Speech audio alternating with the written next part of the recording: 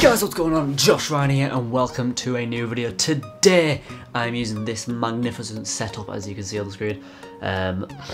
Sorry about my cold, I'm really snotty and not very well, so ignore that. I done an AMA the other day, so as you can see this is called question and answer, but I done an AMA on Reddit the other day and it went really well. It was about being a YouTuber for 8 years. I actually put 9 years on the thing, but 8 years, and not really getting anywhere, so I wanted to put this into a video. Have you ever had to change the content to keep up with the way YouTube operates? Every now and again I'll have to get onto a trend or something, so like there was the whole shuffling thing or the dabbing thing, something like that. I'd have to get onto a trend like that, but because I'm a small YouTuber it doesn't matter that much, because YouTube doesn't operate around that. I normally get the views for them, but I'd never get the subscribers, which is why I've only just hit 200 subscribers on this channel.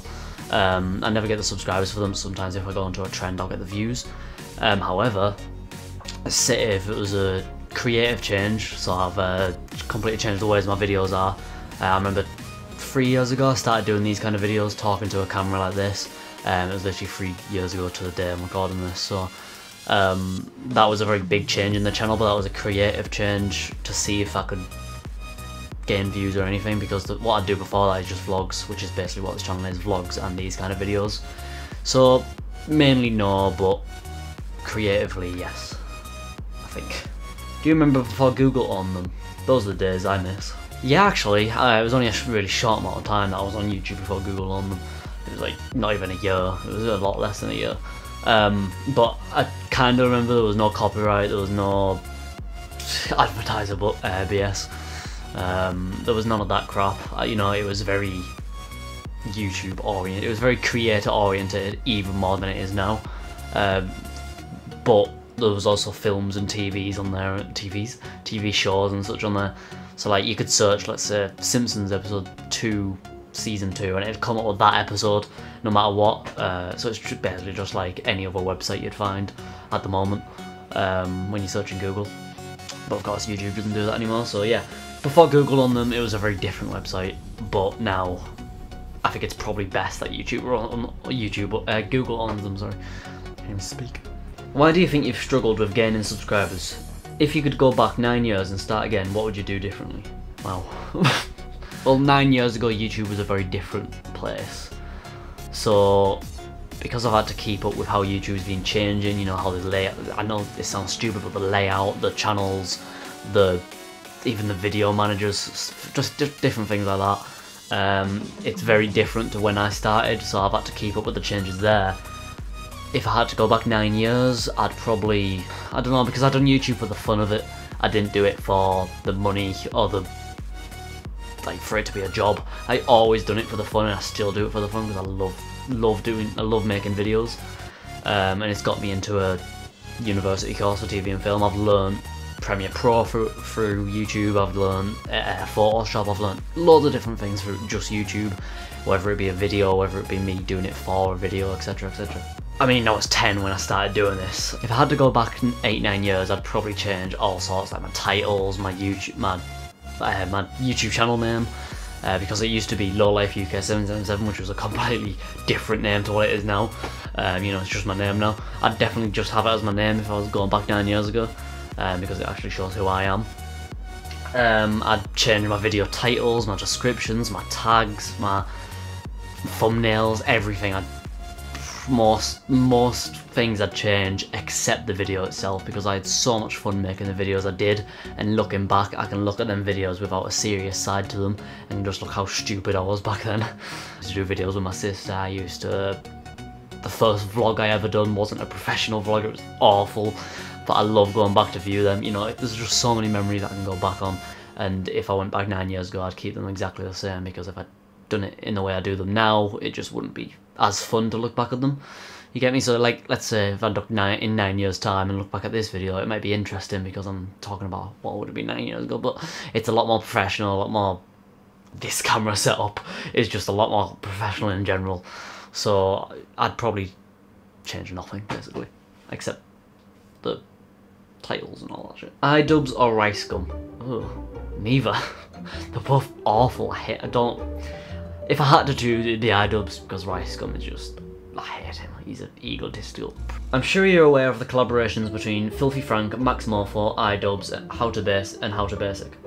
Which of their channels' content do you enjoy the most? I don't watch any of them anymore. I used to watch How to Basic and Filthy Frank quite a lot, even a bit of Max Morpho, but apart from that I didn't really watch any of them really. I watched every now and again. How to Basic I had a phase of just watching them, but apart from that I don't really watch them. So if I had to pick one of them, it'd be How to Basic, because they were funny when I was 12. What are your thoughts on copyright in YouTube videos? Personally, I hate copyright. Obviously, it's needed in the business though. It's like, I'm doing a TV and film course at the moment, so I've learned how you need copyright and how you protect artists' stuff, and we need copyright in our films and such, so no one can steal them and say it's theirs. So copyright makes sense in that idea, but I think YouTube could be a bit less strict on it. I don't think it's like, I don't think it's YouTube's fault. I think it's the artists and the artist management's fault, but I don't think that it's fair for YouTube to hold so strict to it, I guess.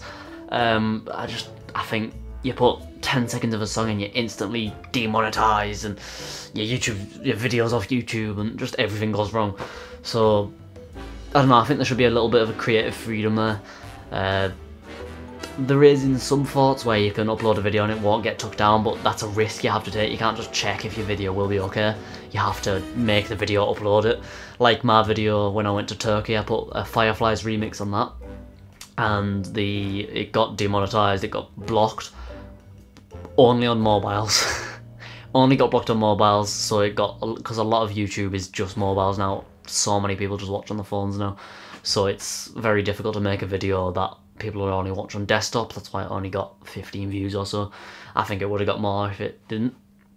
But yeah, if I didn't use that song, it would have not been blocked everywhere. So I think basically copyright it makes sense, but shit. If you could change the way copyright strikes at work, how would you do it? Main way YouTube does it is, if you get demonetized on a video, you still can have that video up. It's just if you're not making money from that video, if you are making money from that video, sorry, you won't make any more money from it because it's been copyrighted and they're taking the money from the video now. So there might still be ads on it, but the artist or the manager will be the label, sorry, will be taking the revenue instead of you taking it.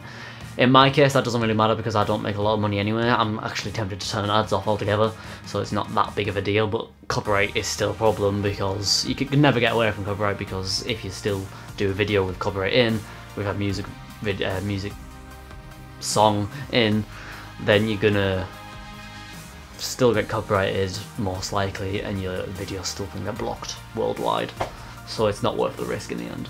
Can you describe your filming and editing setup, the gadgets and software you use? Yep, my filming setup, this isn't my permanent filming setup. I have a Canon 60D, which is somewhere in this room. Or it was. I use that for videoing like this, and then otherwise I'll use this for vlogs, that's all. Yeah, I'll use my phone for vlogs, and I'll use my Canon for more professional videos like this. Editing wise, I use Premiere Pro, sometimes After Effects, but I'm not huge on After Effects at the moment, still getting there. So at the moment, I only use Premiere Pro, and it's a very simple editing process. It's very cut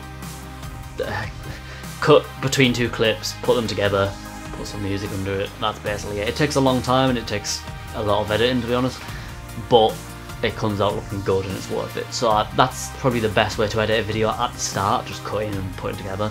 And then maybe later on you start learning the fancy techniques, which I'm slowly getting to use. But yeah, that's my editing setup. Gaming wise, I use my PC here, this bad boy, who's called Brock Lesnar. He's slowly dying on me, but I use him for gaming videos. I know I don't do a lot of them at the moment, but obviously on Next Level Entertainment I do a lot of them, so but yeah, we use this. We use Bandicam, which is a game recording software and screen recording software. It works really well with us. And then we use a Blue Yeti microphone, which is obviously just really good for the price. So yeah, that's basically that. What has changed in YouTube from when you started to now? Well, video lengths, they gave me it quite early. There was a short amount of time when I couldn't upload anything over 15 minutes, but even when normally now you have to join a partner to do that, you have to join a network.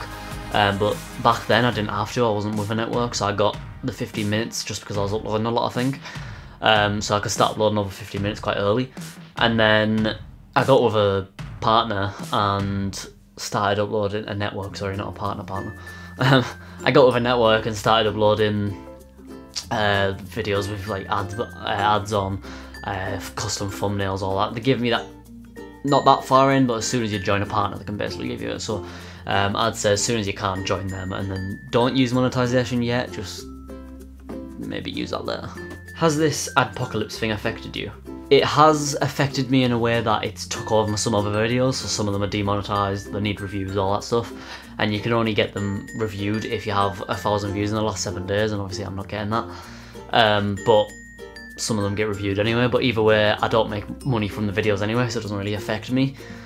However, it's not nice seeing that on your video, so I tried to get it. It has affected me in a way where I don't want my videos to get demonetized because then it looks bad on your video, but at the same time it doesn't affect me that much because I don't earn that much money anyway. So, but one day maybe I could be earning money and that would mess me up because I'd be demonetizing all my videos and I wouldn't be earning any money from previous videos. So, which era of YouTube would you consider to be your favourite? Pre-Google or post-Google?